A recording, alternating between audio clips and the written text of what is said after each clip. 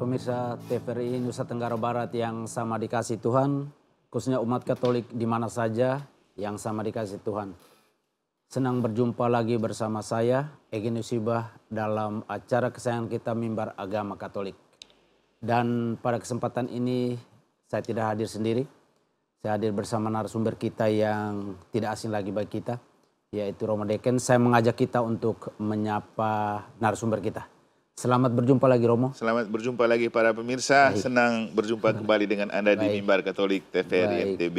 Romo, terima kasih. Romo selalu hadir, selalu menemani saya dalam Mimbar Agama Katolik dan ulasan-ulasan dengan temanya yang kontekstual dan aktual ya Romo. Terima kasih banyak dan ulasannya yang luar biasa. Romo selalu mendampingi kami dalam Mimbar Agama Katolik. Baik umat Katolik yang sama dikasih Tuhan, sebelum kita memulai dengan Mimbar Agama kita pada kesempatan ini, saya mengajak kita bersama Romo memimpin doa supaya seluruh rangkaian acara kita pada hari ini dan juga semua yang memfasilitasi kita di studio ini semuanya berjalan sesuai dengan rencana dan kehendak Tuhan. Untuk itu saya mohon Romo untuk memimpin kita dalam doa. Marilah kita berdoa dalam nama Bapa dan Putra dan Roh Kudus. Amin. Kasih karunia dan damai sejahtera dari Allah Bapa dan dari Putranya Tuhan kita Yesus Kristus bersamamu. Dan bersama Romo. Allah yang Maha Kasih, kami bersyukur untuk kasih sayang dan kemurahan yang Engkau berikan kepada kami, terutama ketika dunia sedang menampakkan ketidakpastian baik secara sosial politik juga gejolak alam. Engkau tetap memastikan bahwa Engkau tak pernah membiarkan kami berjalan dan berjuang sendiri dalam ketidakpastian dunia. Dan Engkau telah menganugerahkan diri kepada kami melalui pewahyuan sabdamu dalam kitab suci. Dan kami bersyukur karena di dalam gereja Katolik Engkau menganugerahi bulan September ini sebagai bulan kitab suci nasional untuk kami lebih dekat, mendekatkan diri dengan Dikau lewat sabdamu dan menjadikan sabdamu sebagai pedoman dan pelita yang menuntun jalan hidup dan perjuangan dan siarah kami, terutama juga dalam bingkai tahun jubileum dengan tema Pesiarah Harapan. Semoga sabdamu selalu menjadi pedoman dan pelita yang menerangi hati dan pikiran dalam seluruh siarah kami, terutama ketika dunia memberikan kami ketidakpastian untuk ketenangan dan kedamaian, tapi kasih-Mu senantiasa menyelimuti, menguatkan dan meneguhkan kami, bahwa dalam Dikau kami selalu merasa aman dan nyaman. Maka kami bersyukur untuk kesempatan istimewa ini. Hadirlah bersama kami, menerangi hati dan pikiran kami dengan sabdamu, juga umat-Mu yang akan mengambil bagian dalam mendengarkan mimbar ini, rekan-rekan kerja di kru TVRI NTB ini, tempat ini dan sekitarnya dengan segala berkat dan rahmat surgawi-Mu, dalam nama Bapa dan Putra dan Roh Kudus. Amin. Terima kasih Romo. Baik umat Katolik yang sama dikasih Tuhan, kita sudah diawali dengan doa dan berkat oleh Romo, narasumber kita. Baik, sebelum kita masuk ke tema Romo, ini masih hangat.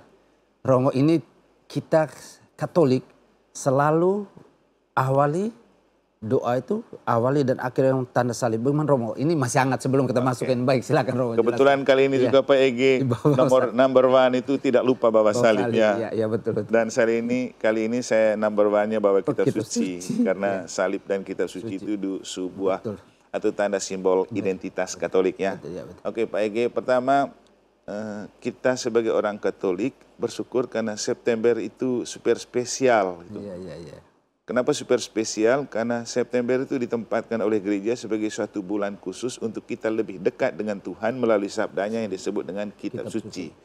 Ini kan kitab suci, buku yang suci karena memang berisi sabda-sabda Allah. Dan sabda Allah itu tidak ada yang tidak suci. Dengan membaca dan merenungkan saja sudah menyucikan kita. Karena kita yang membaca juga kan orang berdosa. Kemudian September ini juga terkenal sebagai sebuah perayaan salib. Karena apa?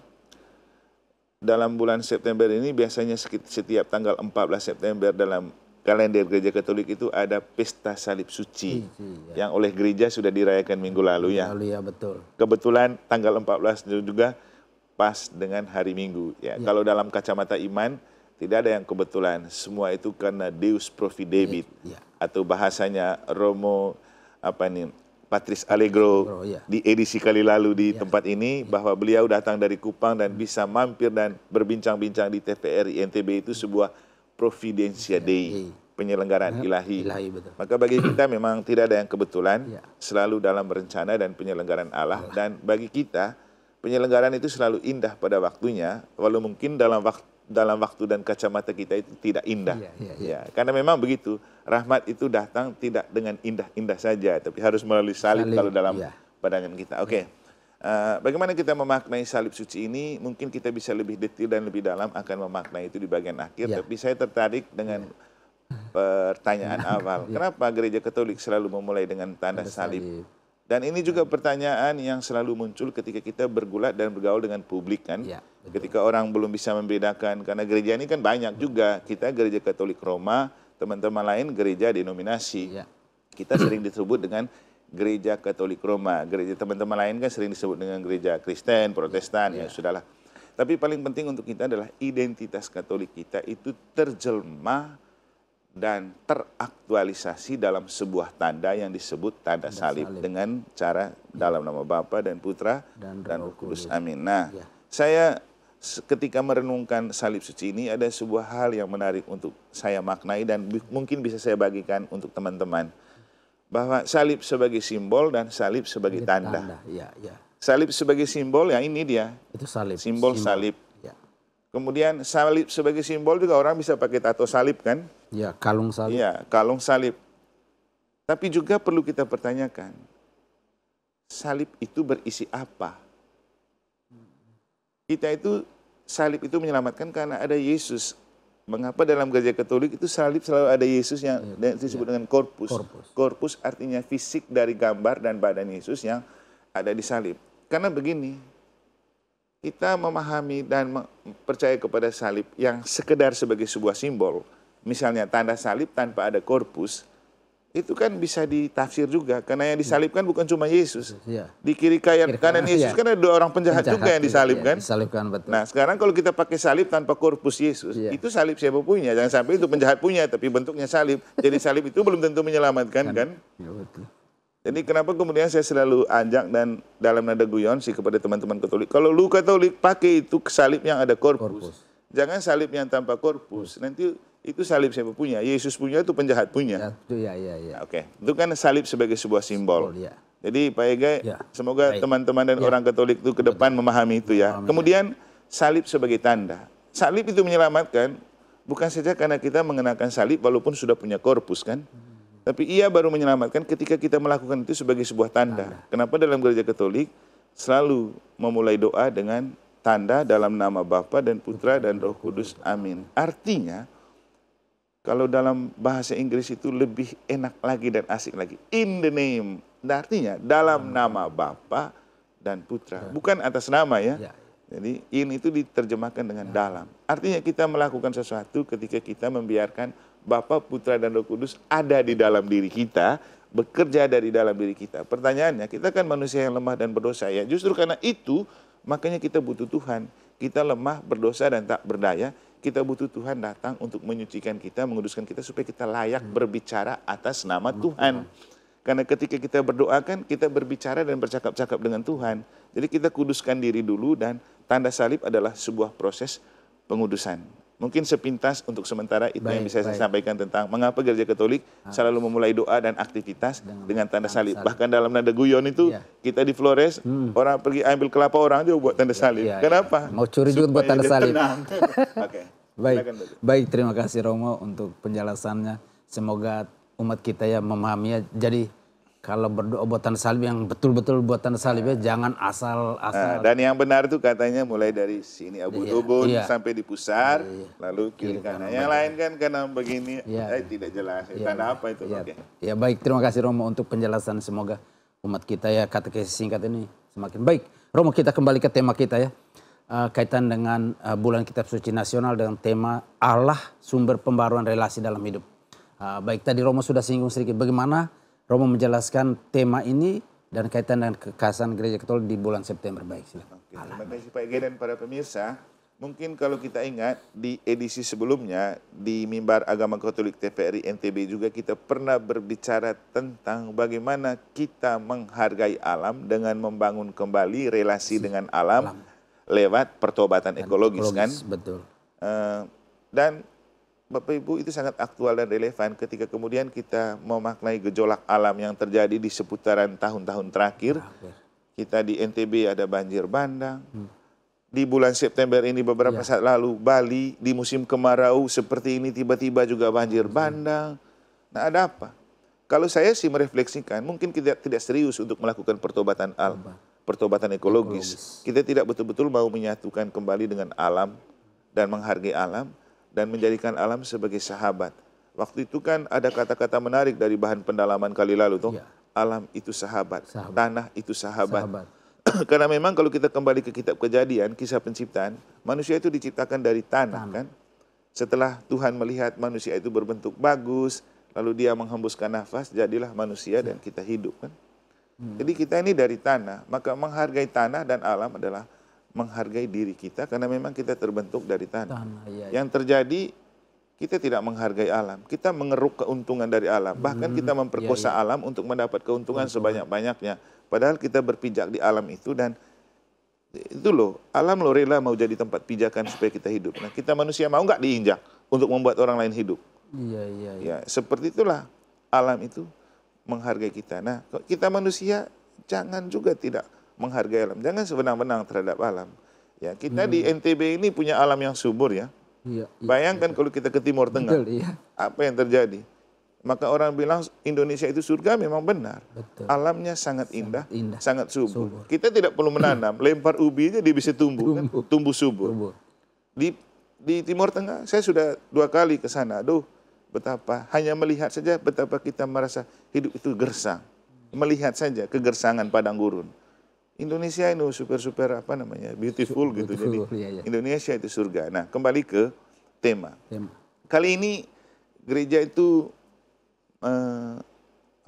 mengajak umat untuk lebih dalam membangun kembali relasi itu. Setelah dengan membangun relasi dengan alam, kita coba kembali ke dalam pribadi dan Tuhan. Sehingga di tema BKSN yang ada, itu temanya Allah sumber pembaruan relasi dalam hidup. Ini juga sangat relevan dan aktual karena maaf saja kalau kita mau bicara jujur dengan kenyataan, kita itu sedang diobok-obok, dipecah belah. Yang orang bilang diadu dengan politik adu domba. Bandingkan situasi sosial politik terakhir kan, kerusuhan ada di mana-mana, gesekan politiknya sangat tinggi. Dan yang paling penting bukan hanya konteks Indonesia loh gesekan politik, juga ada namanya geopolitik. Bagaimana politik itu digesekkan dan digosokkan sehingga kita juga terlibat dalam persoalan Rusia, Ukraina, Cina dan apa pokoknya Israel dan Palestina kan. Itu kan hal-hal di luar kita, tapi itu dentumannya sangat mempengaruhi keberadaan kita juga. Jadi persoalan dan konflik-konflik yang ada baik secara global, geopolitik atau secara nasional dan bahkan lokal, kita di NTB kan kepercik juga tuh gejolak sosial politik itu. Itu kan menciptakan banyak hati yang terluka kalau bahasa kerennya ya. Menciptakan banyak hati yang terluka selain gedung yang terluka kan. Kan banyak juga gedung-gedung DPR yang terluka. Dibakar tanpa dia bersalah kan. Ya, kalau kita berpikir rasional sih, dia akan tidak pernah mempersalahkan kita. Gedung itu tidak pernah mengecewakan kita. Ngapain dia yang jadikan objek pelampiasan kan? Tapi ya itulah efek dari hati yang terluka yang tidak terluapkan. Sehingga ketika kita merefleksikan tema Allah sumber pembaruan relasi dalam hidup, ya memang ini saatnya kita membangun kembali dan merajut kembali relasi yang telah terputus, relasi yang telah terpecah, relasi yang telah diadu domba. Kalau dalam bahasa teologis dan spiritual kitanya, ya kalau kita sudah diadu domba, mari kita mengadu ke anak domba. Karena kita dalam gereja Katolik itu ada ritus anak domba yang memulihkan kembali hubungan kita dalam damai. Jadi setiap kali kita merayakan misa, kita berdoa, anak domba yang menebus dosa dunia, kasihilah kami. Anak domba yang menebus dosa dunia, kasihilah kami. Anak domba yang menebus dosa dunia, berilah kami damai-Mu. Ya. Kita sudah diadu domba, tapi jangan lupa kembali ke anak domba. Jadi itu mungkin sepintas hal yang bisa saya sampaikan bahwa ketika gereja melalui BKSN dan temanya tahun ini mengambil tema Allah sumber pembaharuan relasi dalam hidup, kita harus paham bahwa bukan manusia dan dunia yang bisa merajut kembali apa yang sudah rusak dan retak, tapi hanya Allah. Karena kenapa Allah? Allah yang menciptakan kita dan dunia. Allah yang tahu lebih baik kerusakannya ada di mana dan Tuhan tahu bagaimana memulihkan kembali kerusakan itu. Baik, terima kasih Romo. Kita break sejenak ya. Baik umat Katolik di mana saja berada, kita break sejenak. Kita akan kembali lagi setelah pesan-pesan berikut ini. Jangan kemana-mana.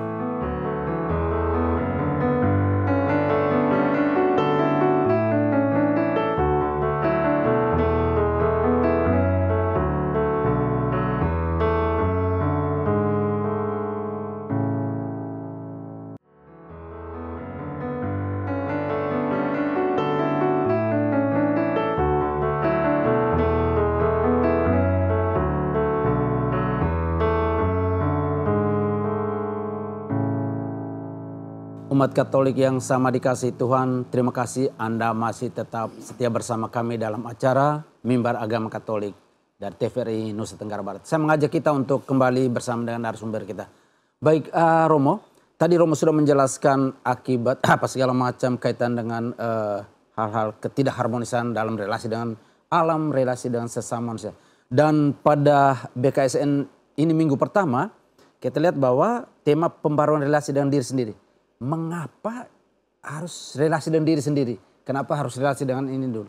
Karena tema minggu pertama harus relasi, pembaruan relasi dengan diri sendiri. Bagaimana Romo menjelaskan ini? Baik, silakan. Ada orang bijak yang mengatakan bahwa kalau kamu mau menjadi pengubah atau mengubah dunia, pertama ubahlah dirimu sendiri. Ya, saya rasa dalam konteks relasi, ketika sudah retak dan sudah rusak, yang paling penting adalah kita kembali ke dalam diri untuk melihat diri kita dan jangan melihat orang lain.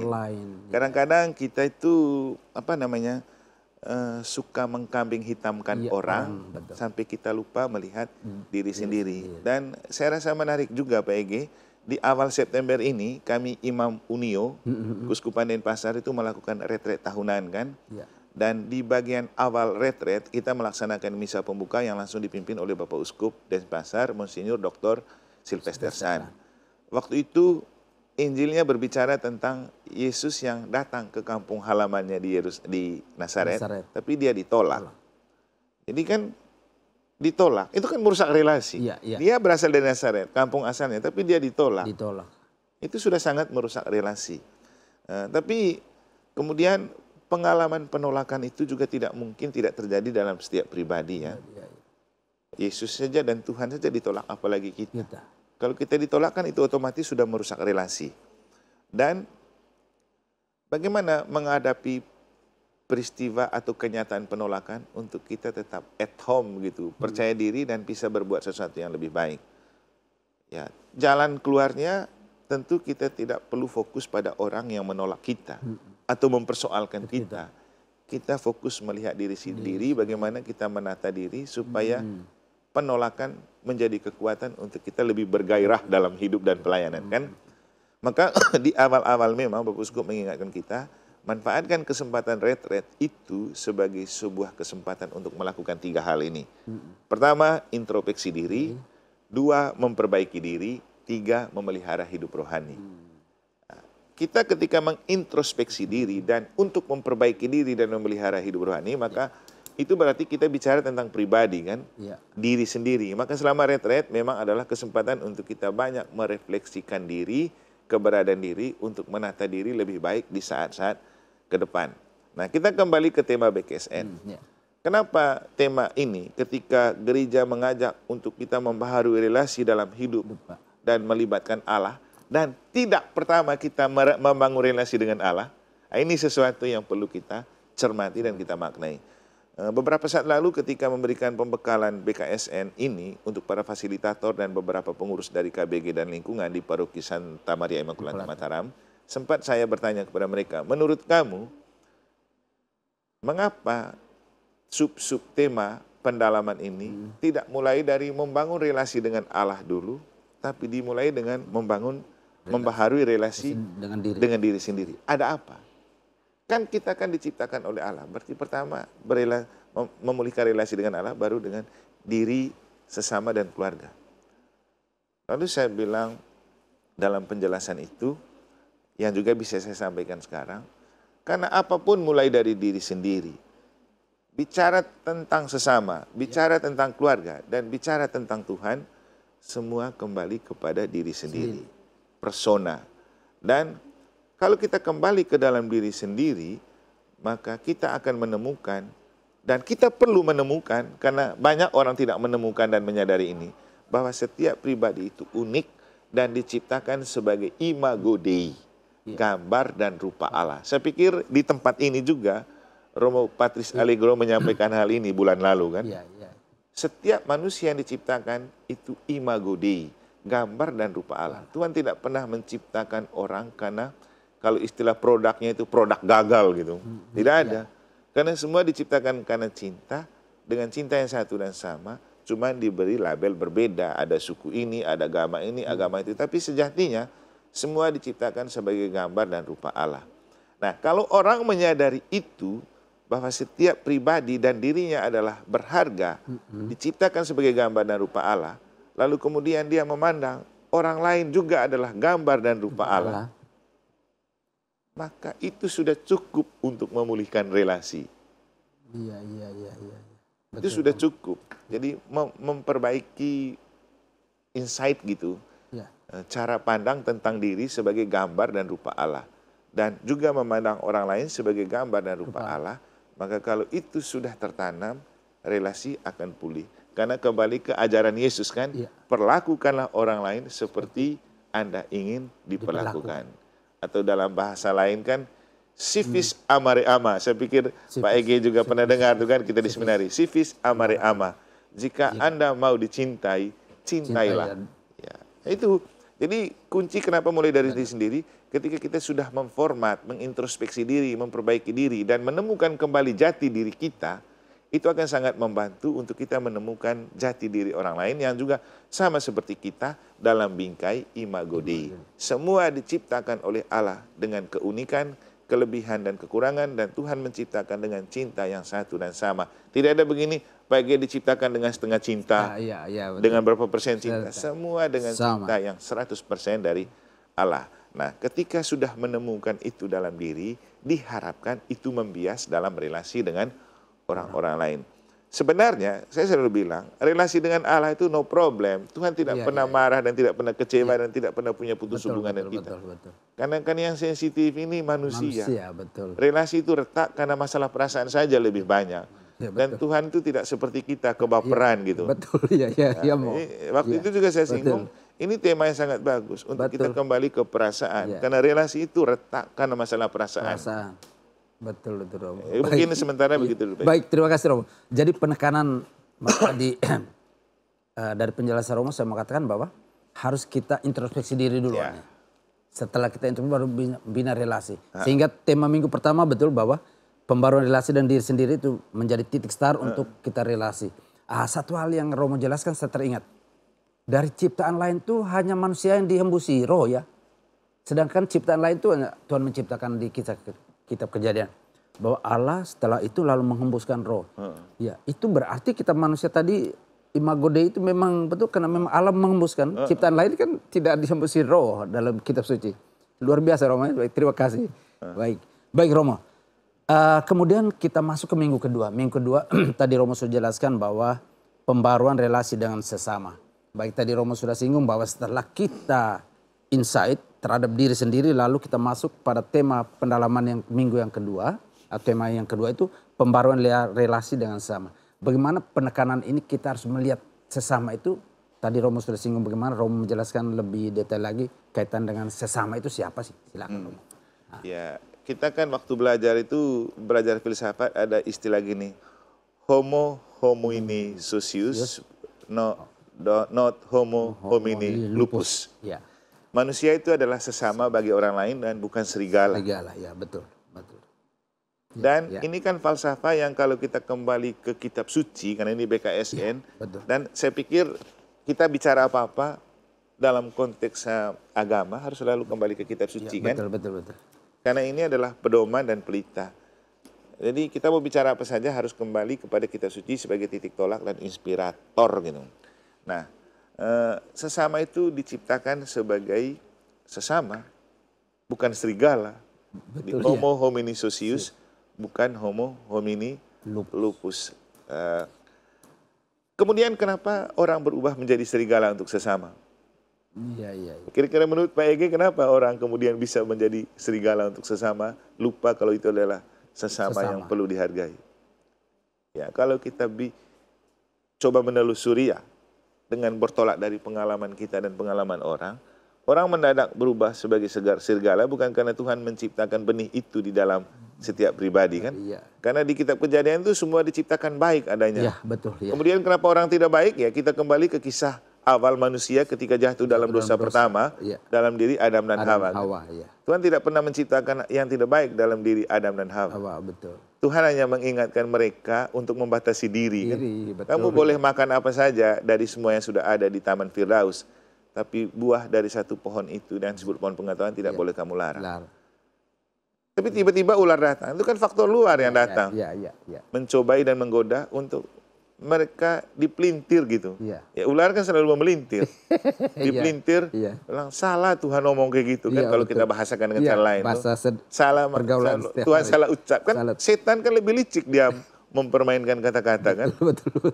Dia licik karena makanya dia datang dalam bentuk ular dan ular itu kan lidahnya bercabang. Orang yang licik kan seperti selalu dianggap lidah bercabang, lidah ular. Lidah ular. Iya. Ini makanya juga kita ingat kalau bicara ular ini, Yesus pernah bilang apa? Hendaklah kamu cerdik seperti ular, tapi tulus seperti merpati. Iya. Ya ular memang cerdik, Iya. tapi tidak punya ketulusan. Betul. Nah, itu yang jadi kunci. Iya. Nanti kita lihat itu kenapa orang kemudian menjadi serigala. Serigala. Masalahnya itu punya kecerdikan, tapi tidak punya ketulusan. Iya.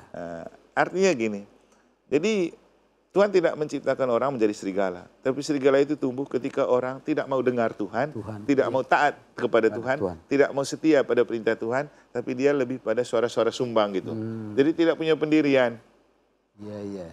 Dan tidak menggantungkan diri pada Tuhan yang sudah menciptakan. Nah, kita kembali ke Adam dan Hawa jatuh dalam dosa pertama. Itu kan karena mereka tidak peduli lagi dengan yang Tuhan omong. Tidak taat dan tidak setia pada apa yang Tuhan katakan. Lebih mau dengar ular. Jadi sebenarnya orang berubah menjadi serigala, pertama bukan karena Tuhan ya. Iya, betul. Tapi karena hantu. Iya, tapi sabar Roman sebentar, nanti kita lanjut bagus. Baik, umat Katolik yang sama dikasih Tuhan, jangan kemana-mana, kita break sejenak karena ada pariwara berikut. Tetap stay bersama kami.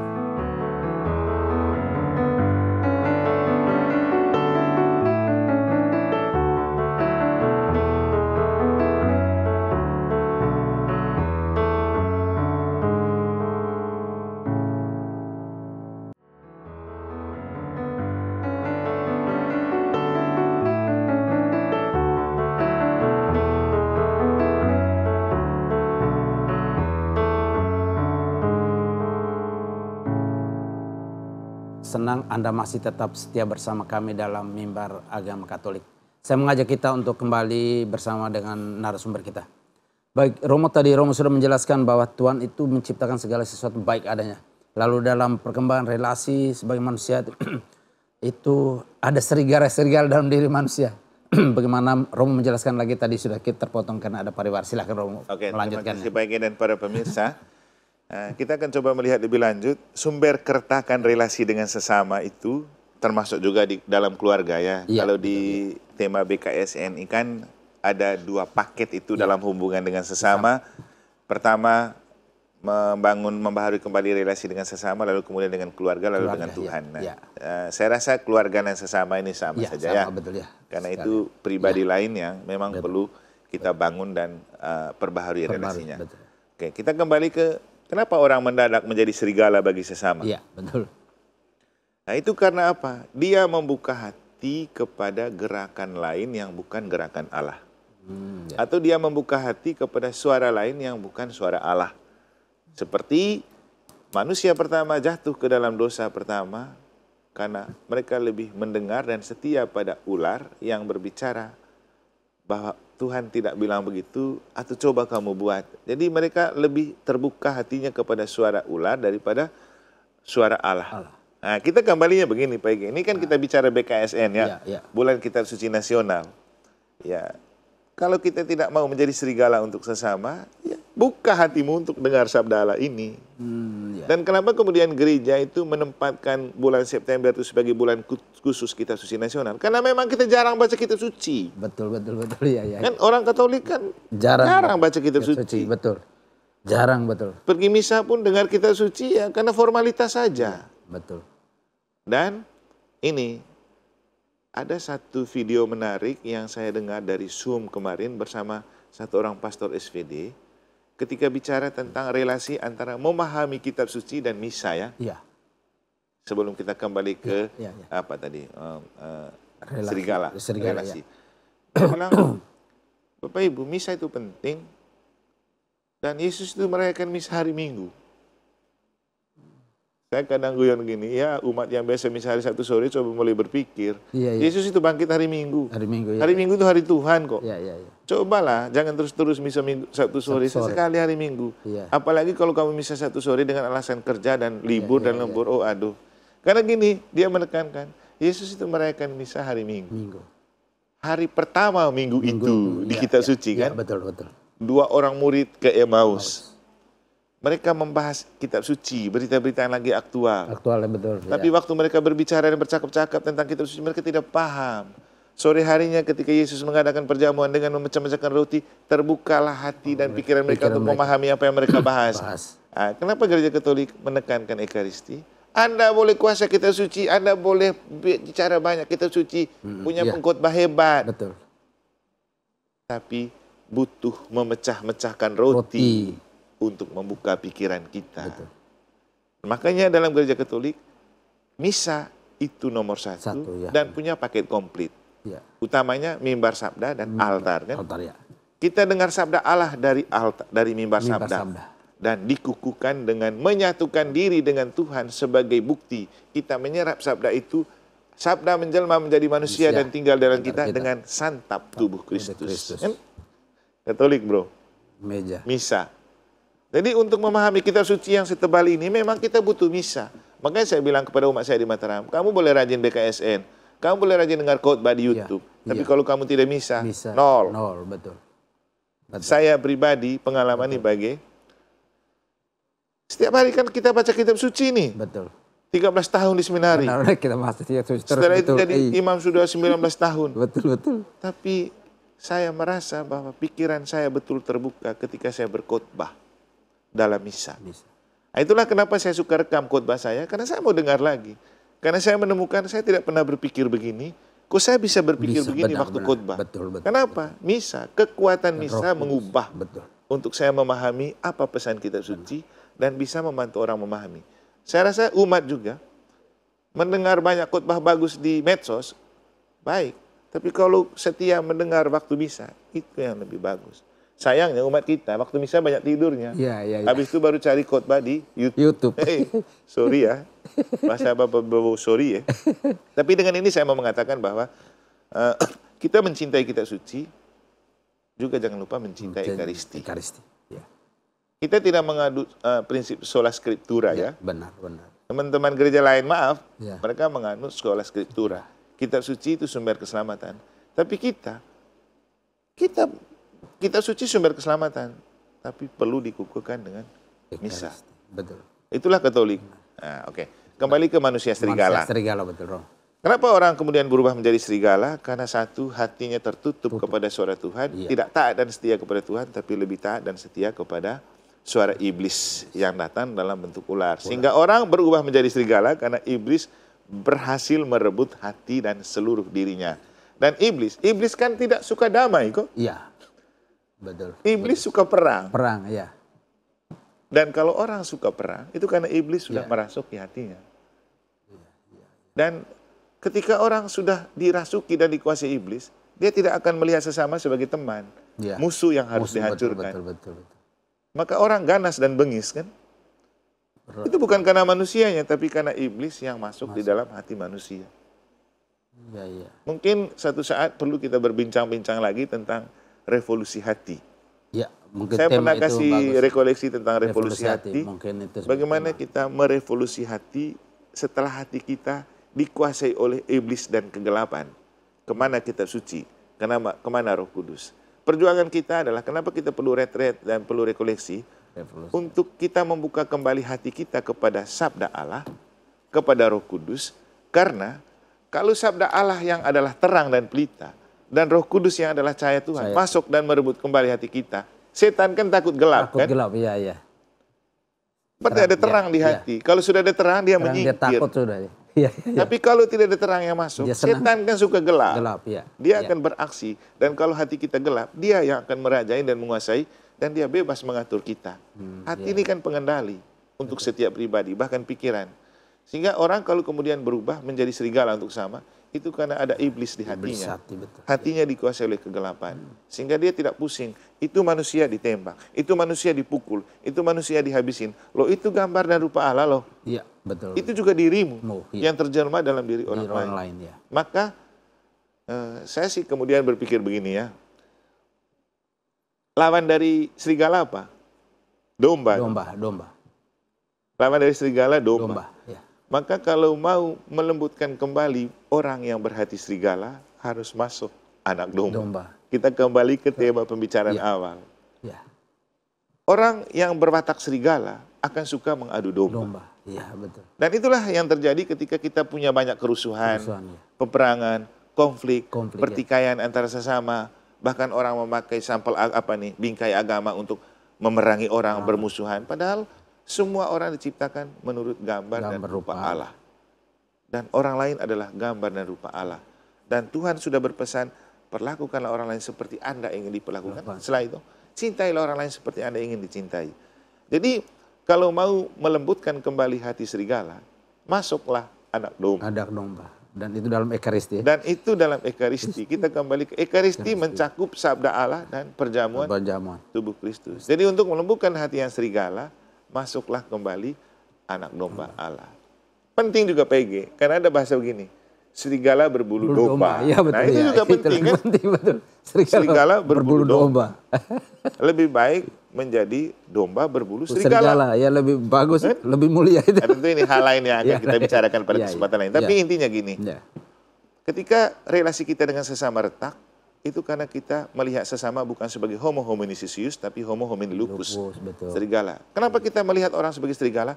Karena hati kita sudah direbut oleh iblis dan kuasa kegelapan. Karena kita tidak setia dan taat kepada sabda Allah. Seperti yang disabdakan kepada manusia pertama. Kita lebih setia pada sabda dan berita di medsos kalau zaman sekarang.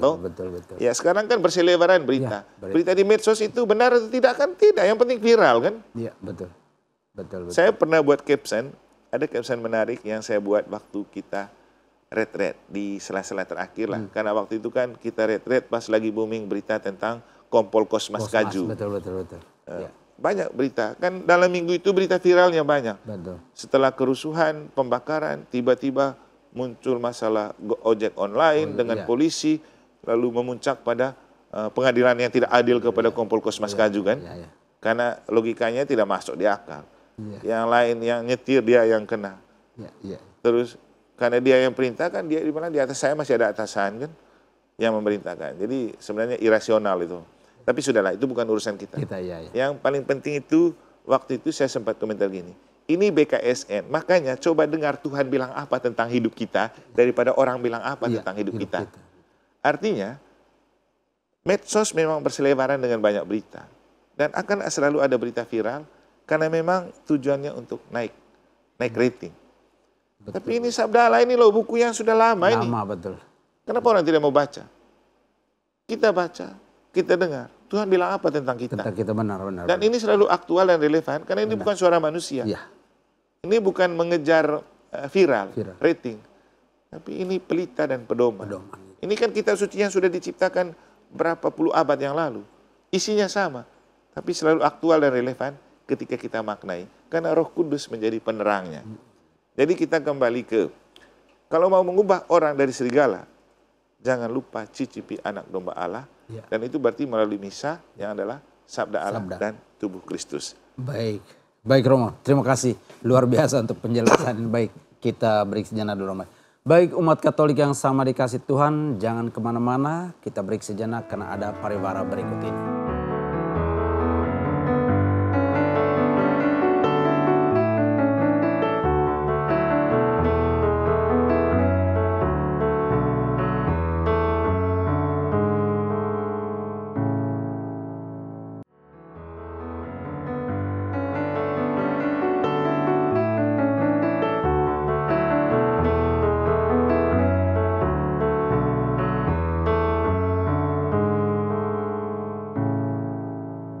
Umat Katolik yang sama dikasih Tuhan, senang Anda masih tetap setia bersama kami dalam mimbar agama Katolik. Saya mengajak kita untuk bersama dengan narasumber kita. Baik Romo, ini kita sudah bahas kaitan relasi pembaruan relasi dengan diri, pembaruan relasi dengan keluarga, pembaruan relasi dengan Allah. Dan ini saya pikir bahwa dalam membina relasi itu ada salib. Relasi dengan Allah, relasi dengan sesama. Bagaimana Romo menjelaskan keterkaitan tema BKSN dengan salib? Baik, silakan Oke, Romo. terima kasih Pak Ege. Memang tidak bisa kita lari dari salib ya kalau kita bicara tentang pembangunan atau membangun kembali relasi. Relasi ya betul. Nah, sebelum kita sampai ke salib, satu hal yang penting untuk kita maknai bahwa ketika kita mengambil tema Allah sumber pembaharuan relasi dalam hidup, sebenarnya itu sudah jelas menunjukkan kepada kita bahwa kalau mau relasi itu dipulihkan, membiarkan Allah bekerja. Itu. Dan Allah telah bekerja untuk membangun kembali relasi yang telah rusak. Ya. Itu dengan cara salib. Ya. Penyaliban Kristus adalah cara Allah memulihkan kembali hubungan kita dengan Tuhan, dunia dan surga. Ya, ini salib ya. Ya. Salib ini kenapa berbentuk seperti ini Bapak Ibu? Secara vertikal ada atas dan bawah. Ya, sebenarnya secara vertikal atas bawah itu artinya Tuhan dan manusia dihubungkan kembali oleh Yesus yang diutus sebagai 100% Allah, 100% manusia. Dan kemudian secara horizontal kiri kanan Yesus merentangkan tangan sebenarnya untuk merangkul semua orang dan seluruh dunia untuk mari kembali bersekutu dengan Allah. Karena kalau kita kembali ke cerita tentang dosa asal dari Adam dan dosa kita semua manusia, dosa itu kan perbuatan jahat yang kita lakukan yang punya efek memutuskan relasi kita dengan Tuhan dan sesama kan? Kan itu definisi dosa tuh. Betul. Jadi dosa itu melakukan dengan tahu dan mau tindakan kejahatan yang berefek memutuskan hubungan kita dengan Tuhan dan sesama dan dunia. Jadi dosa terhadap Allah, dosa terhadap sesama, dosa terhadap alam. Makanya pertobatan ekologis perlu kan? Dan siapa yang bisa menghubungkan kembali keterputusan yang terjadi karena keegoisan dan juga karena setan yang sudah berhasil merasuki setiap hati untuk orang jauh dari Tuhan tapi dekat dengan iblis. Betul, betul. Nah, itulah Yesus mau disalibkan. Jadi penyaliban Yesus adalah cara Tuhan memulihkan kembali dan membaharui kembali relasi kita dalam hidup. Relasi dengan diri sendiri, relasi dengan sesama dan keluarga, relasi dengan Tuhan. Sehingga kita kembali ke topik pertama. Kenapa mulai dari diri sendiri? Ya, tempatkan kembali Tuhan di hatimu. Dan untuk kita orang Katolik, pakai kembali itu tanda salib tidak hanya sebagai sebuah simbol, sebagai sebuah tanda. Kalau dalam minggu lalu mungkin Pak Ege sudah dengar, saya berkhotbah tentang, di minggu sore itu saya berkhotbah tentang salib itu sebagai tanda kemenangan dan menenangkan. Jadi, kita buat tanda salib kan tanda kemenangan. Ya, tapi juga itu tanda yang memenangkan dan menenangkan. Menenangkannya seperti apa? Kalau dalam nada guyon, teman-teman kita di Flores pergi ambil kelapa orang, dia buat tanda salib supaya dia rasa tenang. Iya betul. Padahal itu berdosa kan? Berdosa, ya, tapi dia tenang. Atau contoh lain yang lebih kontekstual. Ketika Kompol Kosmas Kaju dibilang bahwa dia dicopot dari jabatannya, apa yang dia buat? Dia menarik nafas, menengadah ke atas, lalu buat tanda salib. Salib, betul. Dan dia bilang apa? Ya, tidak ada orang yang mau melakukan kejahatan, tidak ada orang yang mau membunuh sesama. Tapi itu terjadi karena saya taat kepada perintah atasan. Dan dalam khotbah hari Minggu, di Minggu pagi saya bilang apa? Dia sudah menunjukkan ketaatan kepada atasan dan kepada yang di atas. Harga ketaatan itu mahal. Kita bisa jadi korban. Dan Yesus kan mati disalib kan ketaatan. Ya. Taat kepada rencana dan kehendak Bapa, tapi menyelamatkan kita. Jadi itulah makna simbolik dari salib. Dan juga yang paling penting tidak hanya sebatas simbol salib ya. Tapi melakukan tanda salib itu penting karena itulah yang menyelamatkan, memenangkan dan menenangkan. Dan ketika kita kembali ke tema BKSN, ya. Kita perhatikan ini. Ya. Ini kan ada logo. Logo BKSN ini. Nanti penjelasan tentang logo Anda bisa lihat di kulit ini. Tapi saya hanya mau tertarik untuk melihat salib di logo ini. Ya, betul. Nah, coba Pak Ege lihat dengan baik betul. Dan para pemirsa. Ya. Atau nanti perhatikan di logo BKSN. Ketika orang berpegangan dan bergenggaman tangan, itu pasti bukan tangan dari, bisa satu pribadi dalam diri sendiri, bisa juga dengan sesama, bisa juga dengan Tuhan. Tapi yang menarik itu jalan untuk perdamaian dan persatuan atau pemulihan kembali relasi adalah salib, ya. yang berwarna kuning dan juga ada pintu yang gelap. Ya. Pintu yang gelap itu menggambarkan pintu hati yang sudah digelapin oleh iblis. Sehingga orang bisa menjadi serigala. Ya. Tapi bagaimana untuk merebut kembali hati ini supaya dia tidak dikuasai oleh kegelapan iblis? Butuh salib, dan itu adalah salib kuning di dalamnya.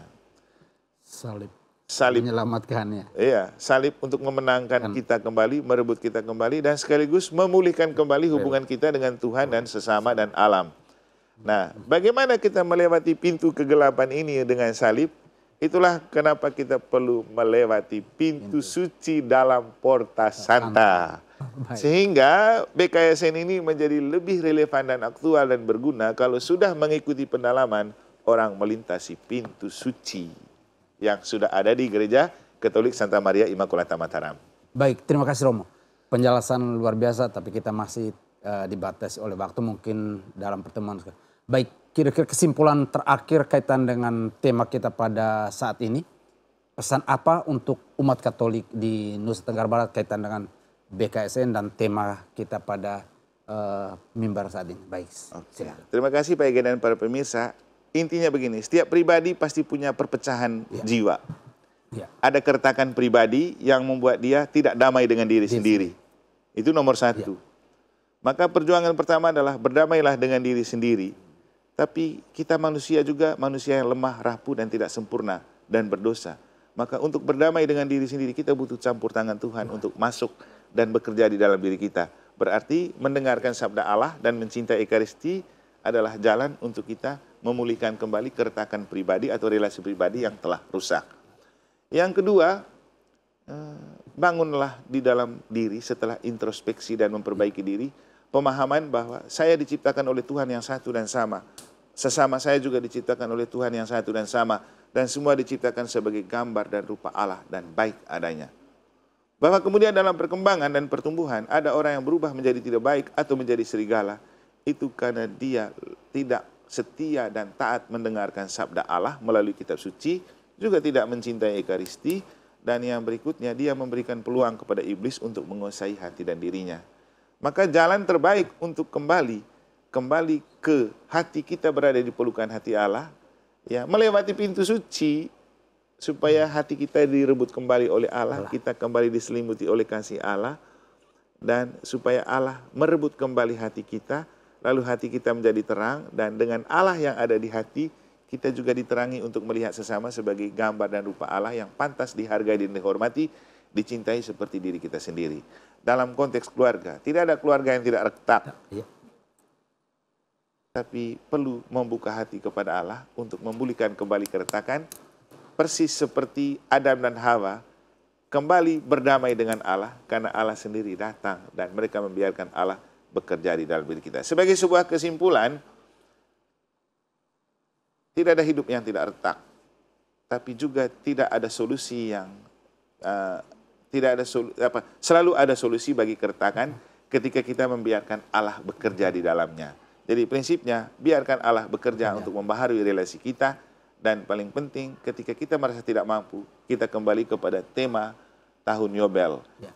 Spes in Christo non confundit. Harapan dalam Kristus tidak pernah mengecewakan. Kalau Anda betul mau pulih dalam relasi dengan diri, sesama, keluarga, dan dengan Tuhan, biarkan Kristus bekerja. Karena Kristus sudah mati di salib untuk memulihkan kembali relasi kita dengan Allah, dengan sesama, dengan keluarga, dengan diri sendiri, bahkan dengan alam sekitar. Baik. Sekian dan terima kasih. Baik, terima kasih Romo.